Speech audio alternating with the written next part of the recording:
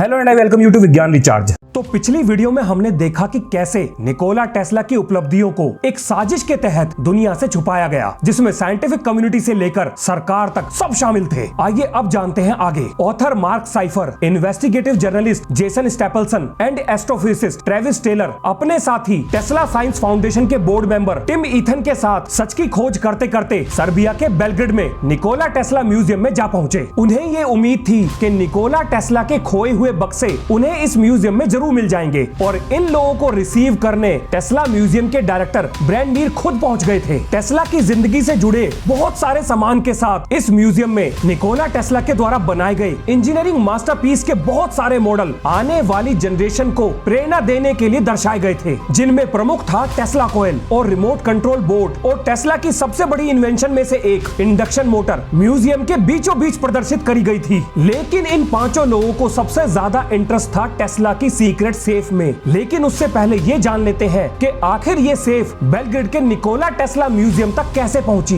World war 2 के दौरान Nikola Tesla की रिसर्च अमेरिका के लिए नेशनल सिक्योरिटी का मुद्दा बन चुकी थी, और ऐसा अमेरिका ने अपने ऑफिशियल डॉक्यूमेंट में कहा है। कमाल की बात ये थी कि निकोला टेस्ला का सारा सामान अमेरिकन गवर्नमेंट ने अपनी एक एजेंसी जिसका नाम था एलियन प्रॉपर्टी कस्टोडियन के हवाले कर दी। अमेरिकी सरकार का ये कदम बहुत लोगों के गले से नहीं उतर रहा था। सब जानते थे कि चाहे टेस्ला क्रोएशिया में ही क्यों न जन्मे हो, लेकिन वो पूरी तरह से अमेरिकी नागरिक थे। और इस बात में तो किसी को भी कोई शक नहीं था कि निकोला टेस्ला अपनी मृत्यु के समय कहीं से भी एलियन तो बिल्कुल नहीं थे। उसके बाद भी टेस्ला से जुड़ी हुई जितनी भी चीजें थी वो सारी Manhattan storage and warehouse company को भेज दी गई। इसके बाद निकोला टेस्ला के नेफ्यू और वैज्ञानिक सावा कोसानविच ने अपने सरकारी रिसोर्सेज का इस्तेमाल करके टेस्ला से जुड़ी हुई सारी चीजों को बेलग्रेड के निकोला टेस्ला म्यूजियम में भेजने का जुगाड़ कर दिया। तो ऐसे पहुंचा था निकोला टेस्ला से जुड़ा हुआ सारा सामान बेलग्रेड के म्यूजियम में। अब शुरू होता है म्यूजियम डायरेक्टर से सवाल जवाब का सिलसिला। जो पहला सवाल उनसे पूछा गया था वो था कि निकोला टेस्ला की सेफ को किसने खोला था, जिसके जवाब में डायरेक्टर ने कहा ये बात बिल्कुल सही है कि निकोला टेस्ला की सेफ को खोला गया था, और ये सेफ FBI की मौजूदगी में उनके नेफ्यू ने ही खोली थी, जिन्होंने चेक करके ये बताया कि इस सेफ में से जरूरी सामान के साथ एडिसन मेडल भी गायब है। इसके बाद म्यूजियम के डायरेक्टर से पूछा गया कि उन गायब हुई चीजों का क्या हुआ, क्या उनकी कोई इन्वेस्टिगेशन हुई। तो म्यूजियम के डायरेक्टर ने कहा कि उनके पास निकोला टेस्ला से जुड़े हुए लगभग 200,000 डॉक्यूमेंट्स हैं। अगर कुछ गायब भी हो गए तो उससे क्या ही फर्क पड़ता है, कौन ही इतने पुराने बेकार के कागजों के पीछे अपना समय बर्बाद करेगा। अब ये बात सबको बड़ी अटपटी लगी। इसके बाद म्यूजियम डायरेक्टर से पूछा गया कि आपको अमेरिकी सरकार से कितने ट्रंक रिसीव हुए थे, जिस पर उन्होंने बताया कि उन्हें अमेरिकी सरकार ने 60 ट्रंक दिए थे, लेकिन FBI ने तो अपने ऑफिशियल रिकॉर्ड में सिर्फ 20-30 ट्रंक होने की बात कबूली थी। तो इनके पास 60 ट्रंक कैसे पहुंच गए। इन सारी बातों से एक चीज तो बिल्कुल साफ थी कि ये साजिश बहुत बड़ी थी। इसके बाद जेसन स्टेपलसन ने डायरेक्टर से निकोला टेस्ला के बक्सों को देखने के लिए रिक्वेस्ट की, जिसे उन्होंने साफ साफ मना कर दिया और कहा कि निकोला टेस्ला के डॉक्यूमेंट्स कंजर्वेशन प्रोसेस से गुजर रहे हैं, इसलिए वो किसी को भी उन डॉक्यूमेंट्स को नहीं दिखा सकते। अब ये बात भी काफी अटपटी थी। इसके बाद जेसन स्टेपलसन ने डायरेक्टर से पूछा कि आपको सिर्फ 60 ट्रंक ही क्यों रिसीव हुए, जबकि टेस्ला ने खुद 80 ट्रंक होने की बात अपने पर्सनल डॉक्यूमेंट में लिखी थी। इसे सुनते ही डायरेक्टर भड़क गए और बोले ये बिल्कुल गलत जानकारी है, टेस्ला के पास कभी भी 80 ट्रंक थे ही नहीं। और इसके बाद मोर्चा संभाला मार्क साइफर ने। उन्होंने कहा कि निकोला टेस्ला ने लंदन के वार डिपार्टमेंट के सामने खड़े होकर ये बात कही थी कि उन्होंने पार्टिकल बीम वेपन बनाकर तैयार कर लिया है। तो आप ये बताएं कि उस वेपन का क्या हुआ, वो वेपन कहां पर है, किसके पास है, क्या उसे कोई इस्तेमाल कर रहा है। इस पर डायरेक्टर ने कहा कि ये बिल्कुल बकवास है और मैं इसका प्रूफ देखना चाहूंगा। कमाल की बात ये थी कि विंस्टन चर्चिल के सामने निकोला टेस्ला ने लंदन में जब ये बात बोली थी तो ये उस समय अखबारों की हेडलाइन बन गई थी। निकोला टेस्ला के हिसाब से उनके द्वारा बनाया गया हथियार 250 मील की दूरी तक कंसंट्रेटेड पार्टिकल बीम को छोड़कर 10,000 से ज्यादा हवाई जहाजों को हवा में ही नष्ट कर सकता था, जिसे उन्होंने डेथ रे का नाम दिया था। टेस्ला ने कहा कि उनका हथियार विश्व भर में चल रही जंग को एक झटके में समाप्त कर सकता है। पर अगर टेस्ला के द्वारा दिए गए वक्तव्य का लिखित प्रमाण मौजूद था तो भी टेस्ला म्यूजियम के डायरेक्टर उसे मानने से इनकार क्यों कर रहे थे?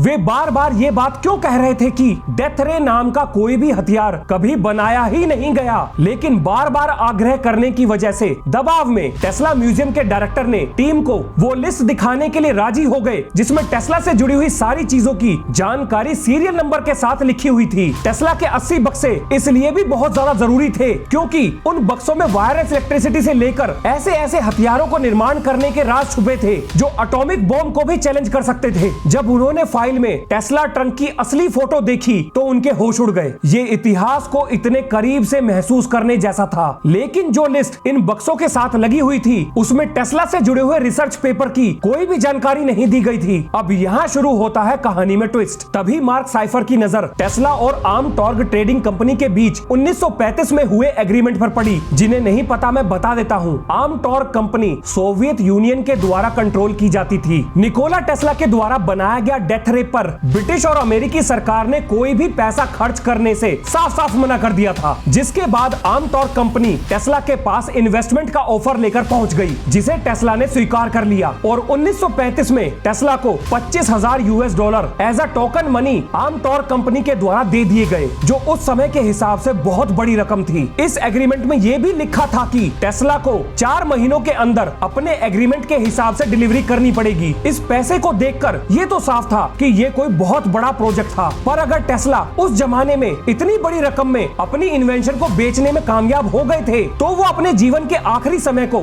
इतनी गरीबी और बदहाली में क्यों जी रहे थे? अब यहाँ पर मार्क साइफर ने इस लिस्ट पर टेस्ला के सिग्नेचर देखने के लिए कहा जिसे म्यूजियम डायरेक्टर ने दिखाने से साफ साफ मना कर दिया। उन्होंने कहा ये रूल्स के खिलाफ है, मैं आपको सिर्फ पहला पेज ही दिखा सकता हूँ, लास्ट पेज किसी को भी नहीं दिखाया जा सकता। अब यहाँ से एक चीज तो बिल्कुल साफ हो गई थी कि टेस्ला म्यूजियम के डायरेक्टर कोई ना कोई जानकारी तो जरूर छुपा रहे थे। डायरेक्टर ने कहा लास्ट पेज देखने के लिए आपको गवर्नमेंट से स्पेशल परमिशन लेनी पड़ेगी और उस पेपर में लिखी हुई जानकारियों को आप किसी के साथ भी शेयर नहीं कर सकते और ना ही कैमरे से शूट कर सकते हैं। अब यहाँ आते हैं 2 सवाल। क्या इस कागज पर निकोला टेस्ला के जाली सिग्नेचर किए गए थे या फिर टेस्ला की इन्वेंशन को दूसरे वैज्ञानिकों को बेचकर अमेरिकी सरकार और बाकी लोगों ने खूब सारा पैसा बनाया था और ये बात दुनिया के सामने कभी ना खुले इसलिए इसको छुपाया जा रहा था? यहाँ पर यह भी हो सकता था कि क्या पता अमेरिकी सरकार ने डायरेक्ट हस्तक्षेप करके टेस्ला को सोवियत यूनियन के साथ बिजनेस करने से रोक दिया हो। और बहुत से रिसर्चर्स को ऐसा भी लगता है कि निकोला टेस्ला के द्वारा बनाया गया डेथ रे तो सिर्फ आइसबर्ग की टिप था। टेस्ला ने तो ना जाने ऐसा क्या क्या बना लिया था जिसे दुनिया से छुपाने के लिए पूरी सरकार ने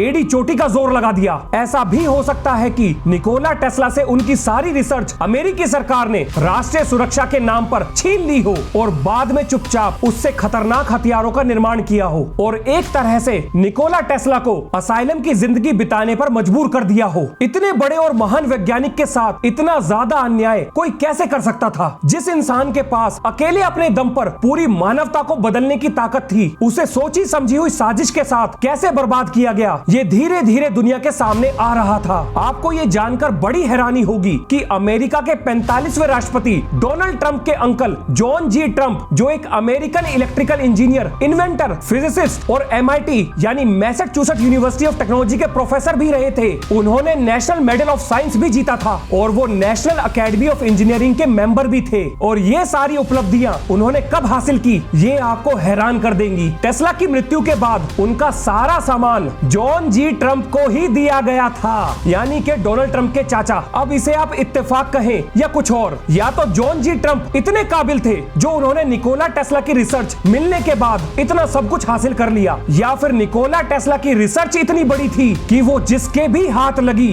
उसका ही नाम इतिहास में दर्ज हो गया। कहानी अभी बाकी है मेरे दोस्त, मिलते हैं नेक्स्ट वीडियो में। जय हिंद, जय भारत।